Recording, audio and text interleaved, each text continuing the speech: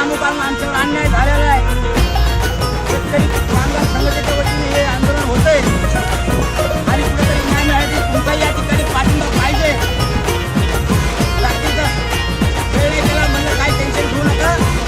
100% उद्या मी कटोरा हजर होणार आहे.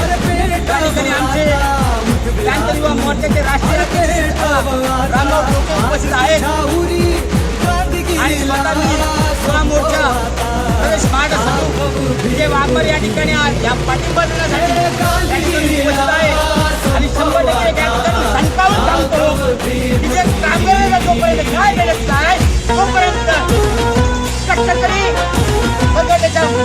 संघटनेला माझा काय पाठिंबा राहणार आहे आणि जोपर्यंत न्याय मिळत नाही तोपर्यंत या ठिकाणी रस्त्यावरचं तीव्र आंदोलन या ठिकाणी उभं केल्याशिवाय आम्ही राहणार आहेत. या ठिकाणी आज जिल्हाधिकाऱ्यांना